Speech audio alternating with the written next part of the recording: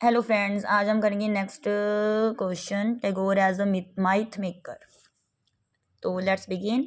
Tagore is the greatest of myth maker among the English poet. तो वो बहुत ही greatest माइथ maker हैं, तो जो कि इंग्लिश पोइट में सबके बीच में।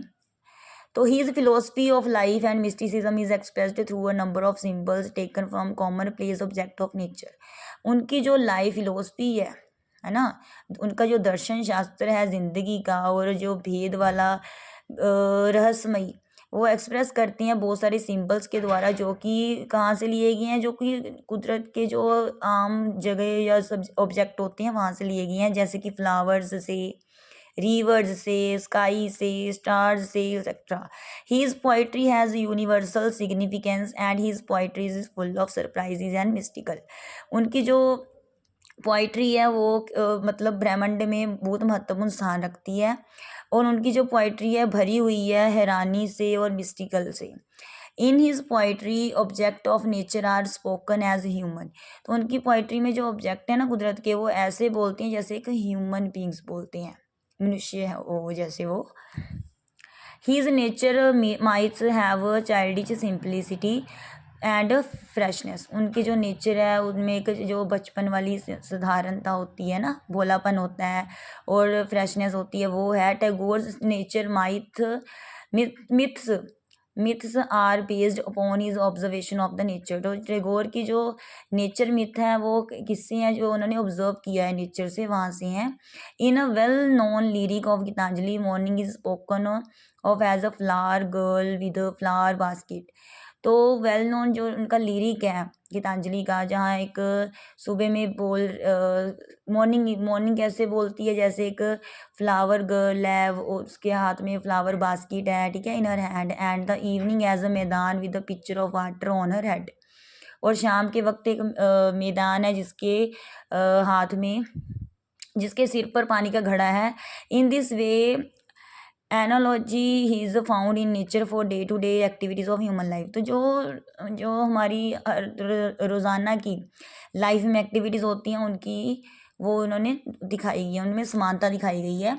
The supreme god god is as a lover, bride room, a stranger, boatman, a traveller, and the human soul is the bride and beloved yearning for the arrival of the lover. तो supreme god जो है वो एक प्रेमी है, ठीक है, तो दूल्हा है, ठीक है, तो स्ट्रेंजर है, अजनबी है, एक बोटमैन है, एक यात्री है, जो कि ह्यूमन सोल का जो क्या है, ह्यूमन सोल क्या है, एक दुल्हन है, ठीक है, और प्रेमी है for the arrival of the lover की। देखो जो भगवान है वो क्या है, वो एक समझ लो दूल्हा है, ठीक है, या फिर एक अजनबी है, और जो आत्मा है वो दुल्हन है। और फिर जो आत्मा है वो मतलब उसकी तांग है कि वो अराइवल करे, मिले, किसके पास पहुँचे, अपने लवर के पास। मतलब हमारी जो आत्मा है वो हमारे भगवान के साथ पास पहुँचे। तो when the day comes he is welcomed with the garland of flowers. तो जब वो दिन आएगा, जब डेथ आएगी, तो वो अपने या फिर अपने जो प्रेमी से जब मिलेगी आत्मा, तो वो फिर कैसे वेलकम करेगी, फूलों के हार से। Tagore's capacity of myth making is infinite. तो जो टैगोर की कैपेसिटी है ना मिथ बनाने में, है ना, वो इनफिनिट है, मतलब उसकी कोई हद नहीं है। Tagore's myths poetic imagination takes not only on the world of nature but also those who connected with god, Shiva, Urvashi, Ahalya, etcetera. तो टैगोर के मिथ जो है ये नहीं है कि वो उन्होंने कल्पना की है, जो संसार की कुदरत से लिए गए हैं, बट वो कहाँ से भी जुड़े हुए हैं, जो भगवान से भी जुड़े हुए हैं, जैसे शिवा से, उर्वशी से, अहिल्या से। He takes old myth and makes them vehicles of. उन्होंने ये पुराने जो मिथ्स हैं इनको यूज़ किया, लिया है और बनाया है, साधन बनाया है। His ideas of peace, joy, beauty, love and harmony. अपने आइडियाज़ का मतलब विचारों का साधन बनाया है, जिसमें शांति, खुशी, सुंदरता, प्यार और एकता है। In Indian mythology Shiva the gods of gods और the great god is both the creator और डिस्ट्रॉयर। जो हिंदू मिथोलॉजी है ना, वहाँ जो शिव जी हैं ना, वो देवों के देव हैं और महान देव हैं, और वो क्रिएटर भी हैं और डिस्ट्रॉयर भी हैं, वो बनाते भी हैं और विनाश भी करते हैं। He is the aesthetic god whom Uma tried to seduce but failed.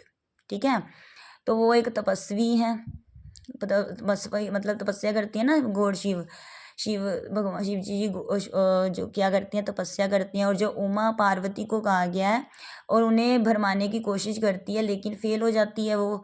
ठीक है, later she did penance which move the god and he took her to be his wife. तो बाद में वो क्या करती है, फिर वो तपस्या करती है और फिर भगवान क्या करते हैं, उसे अपनी वाइफ बना लेते हैं। Shiva is also represented as the dancer the Nataraja the god of dance. तो जो शिव जी हैं उन्हें मतलब नटराज के रूप में ना रिप्रेजेंट करती हैं, मतलब उनके नृत्य का देवता भी उन्हें कहा जाता है। His dance symbolizes the cosmic dance of destruction and creation.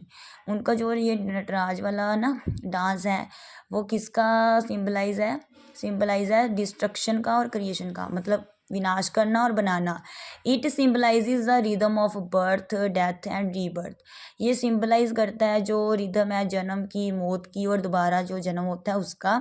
It also symbolises the union of change. तो ये भी दिखाती है कि जैसे चेंज होता है, मतलब बदलाव का भी सिंबल है। The movements of the body in a dance are a process of self revolution. तो जो मूवमेंट्स होती है बॉडी में जब हम डांस करती हैं ना, वो एक क्रिया है सेल्फ रिवोल्यूशन की। The union of Shiva and the Uma symbolizes the union of the terrible and the frail. तो जब भगवान शिव और मतलब पार्वती जी का मिलन होता है वो क्या सिम्बलाइज करता है, जो टेरिबल होता है वो डरावना होता है उसका कमज़ोर के साथ यूनियन हो जाना। Shiva is also called Bholenath और the ever forgetful the children so forgetful are also called Bholenath. तो शिव जी जो हैं उन्हें भोलेनाथ भी कहा जाता है ना, क्योंकि वो भूल जाते हैं बच्चों के जैसे, जैसे बच्चे भूल जाते हैं ना वैसे, इसलिए उन्हें क्या कहा जाता है, Bholenath. Like a child the great god Shiva makes his toys and breaks them in mere play. जैसे कि भगवान शिव जी के मतलब जैसे एक बच्चा होता है ना, जो वो बनाता है, किसको बनाता है, टॉयज़ को बनाता है और तोड़ देता है खेलते समय। Another popular Indian mythology is that of Radha and Krishna. और दूसरी जो मिथोलॉजी है राधा कृष्ण की, the yearning of Radha for Krishna symbolizes the yearning of the human soul for union with god. तो जो राधा कृष्ण की सिंबल है वो एक तांग है ह्यूमन आत्मा की, जो मनुष्य की जो आत्मा होती है उसका यूनियन हो भगवान के साथ। Krishna is call of flute of symbolizes a message which god is constantly standing to the soul. तो जो कृष्ण जी की बांसुरी है वो सिम्बलाइज करती है कि वो हमेशा लगातार भेज रही है आत्मा को, एक मैसेज भेज रही है। The drama of love between Radha and Krishna is God's leela in Vrindavan. तो जो ड्रामा है जो प्यार का है ना, वो राधा कृष्ण के बीच जो बीच में है उसे गॉड भगवान की लीला कहा जाता है वृंदावन में। Radha who surrenders everything symbolizes the human soul. तो जो राधा है जिसने कि समर्पित कर दिया है सब कुछ, वो किसका सिंबल है, मनुष्य की आत्मा का। She has earning for union with God, वो मतलब तांग रही है कि उसका यूनियन हो, मेल हो भगवान के साथ। When god Krishna plays his flute Radha becomes restless. तो जब कृष्ण जी क्या करते हैं, फ्लूट बजाते हैं, बांसुरी बजाते हैं, तो राधा बेचैन हो जाती है। And considers no sacrifice too great for meeting with her lover. तो वो समझती है कि कोई भी कुर्बानी इतनी बड़ी नहीं है अपने प्रेमी से मिलने के लिए। The rainy season is invested bye Tagore with the mystical significance. तो जो रेनी सीजन है, बारिश वाला मौसम, वो भी जो टैगोर के द्वारा उसका भी एक महत्व है। In dark rainy nights the human soul feels lonely and wants to go out and meet the beloved.